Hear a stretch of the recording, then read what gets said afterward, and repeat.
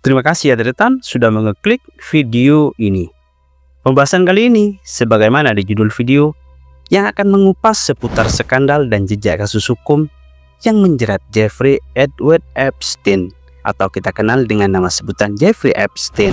Bayangkan, ada seorang pria yang tidak punya gelar sarjana, tapi bisa duduk satu meja dengan presiden, bangsawan, dan miliarder dunia.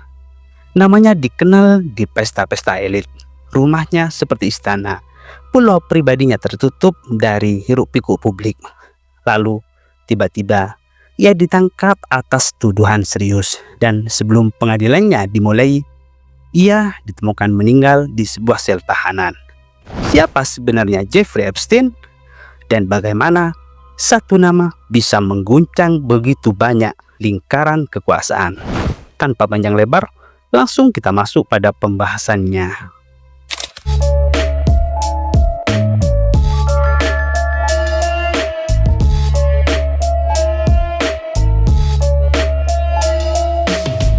Sebelum membahas lebih jauh tentang video ini, terlebih dahulu kita kupas latar belakangnya.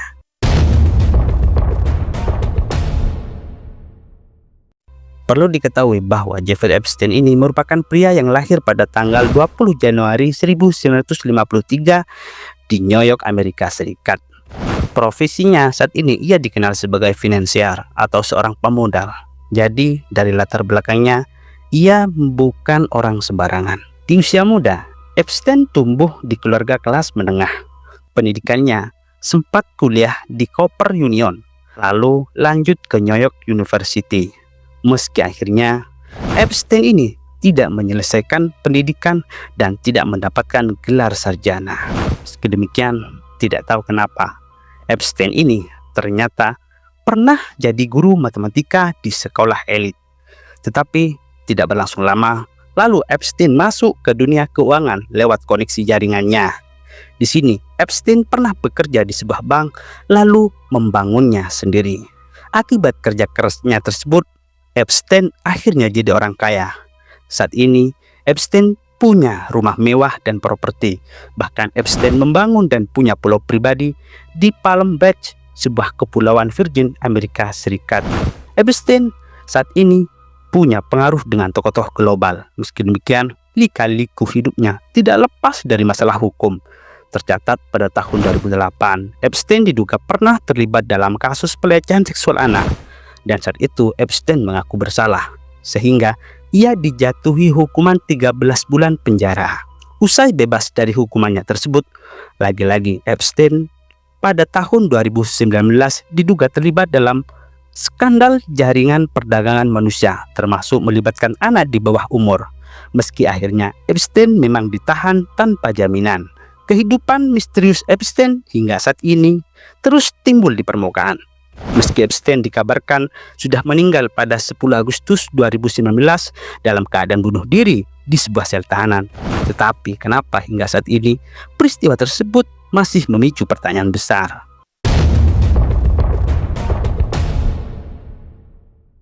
Dunia baru saja diguncang oleh rilis dokumen yang selama ini tertutup rapat, yaitu The Epstein Files. Semua orang sibuk membahas dokumen tersebut sebab di dalamnya terdapat fakta penyelidikan hukum dan daftar nama orang-orang besar.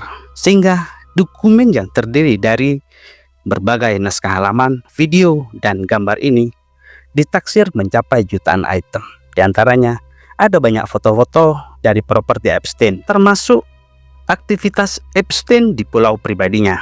Tidak hanya itu, hubungan dan relasi Epstein juga terungkap secara individual. Hal tersebut diketahui beberapa wajah yang disensor, serta foto fasilitas dan barang-barang pribadi yang diamankan oleh penyidik.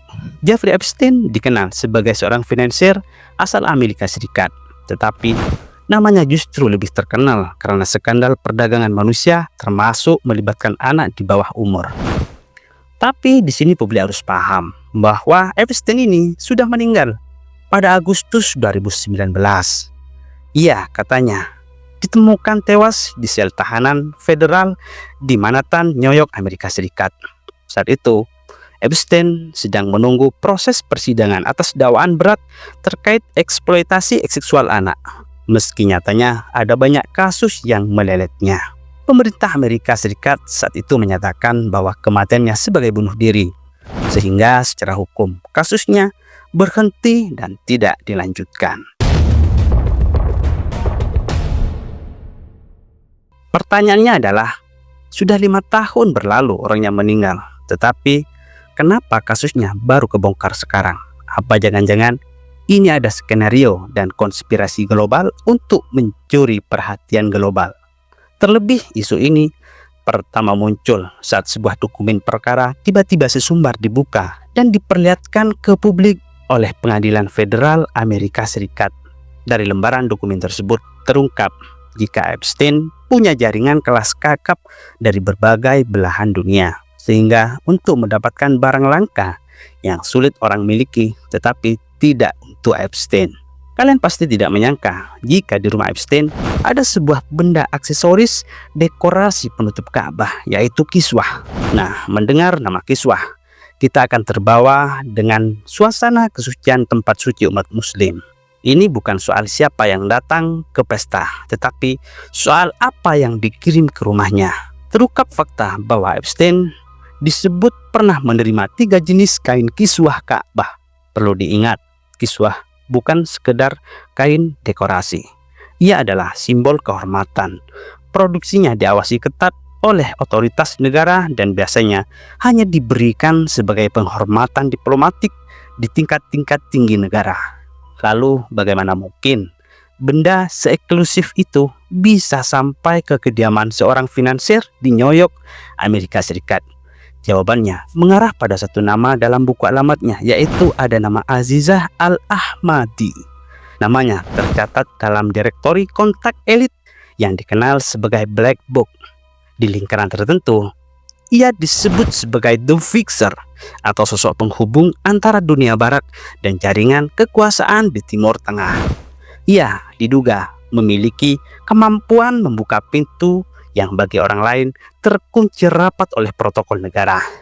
Ia tidak sendirian, ia bersama rekannya Abdullah Al-Ma'ari. Ia disebut-sebut menjadi arsitek di balik logistik mewah ini. Bukan lewat penyelundupan dramatis, tapi melalui manipulasi dokumen. Di dunia barang mewah, ada label legal bernama Work of Art. Ketika semua peti kayu besar tiba dengan label karya seni antik, sistem pajak dibayar dan dokumen rapi, maka otoritas tidak punya alasan untuk membukanya lebih jauh. Sistem melihatnya sebagai dekorasi mahal, bukan simbol sakral umat Islam. Padahal kiswah bukan sekedar sutra hitam. Ia dibuat dari ratusan kilogram sutra yang dihiasi emas dan perak dan diganti setiap tahun dalam setiap musim haji. Dan itu disaksikan oleh sejumlah umat muslim. Jadi ini bukan soal selera seni, ini soal akses, soal bagaimana simbol sakral bisa berpindah tangan melalui jalur yang tidak biasa. Sebagian analis menduga ini bisa menjadi bentuk quid pro quo, sesuatu untuk sesuatu. Sebab dalam dunia kekuasaan, pemberian bernilai tinggi seringkali tidak pernah gratis. Kisah 3 kiswah ini menjadi pengingat bahwa jaringan Epstein ini mungkin jauh lebih luas dari yang terlihat di permukaan, di balik pintu-pintu elit, dan segalanya bisa saja punya harga. Sekarang pertanyaannya adalah untuk kalian, siapa sebenarnya Azizah Al-Ahmadi? Lalu, apakah dia perantara biasa atau pemain di balik jaringan global? Setelah pembahasan ini, banyak yang merasa bahwa kasus sebesar ini menyimpan tanda tanya besar. Apalagi Epstein dikenal sebagai elit, kelas kakap, dan punya pengaruh global. Kasus hukum Epstein memang sudah tamat, meski terkadang masih ada asumsi. Tapi kenapa kisah besarnya justru tanpa ada yang menghidupkan di ruang publik? Kisah Epstein ini secara tidak langsung memperlihatkan bahwa di balik gemerlap elit dunia selalu ada sisi gelap yang bisa saja tersembunyi. Hukum mungkin punya batas, proses pengadilan bisa terhenti, tapi pertanyaannya, publik akan terus hidup. Dan mungkin justru disitulah pentingnya transparansi agar kebenaran tidak berhenti hanya karena satu nama telah pergi. Jika kalian merasa informasi ini penting, jangan lupa tekan like dan bagikan video ini. Dan pastikan sudah subscribe untuk penelusuran kasus-kasus lainnya. Saya Nur Sapajapa, sampai jumpa di cerita berikutnya.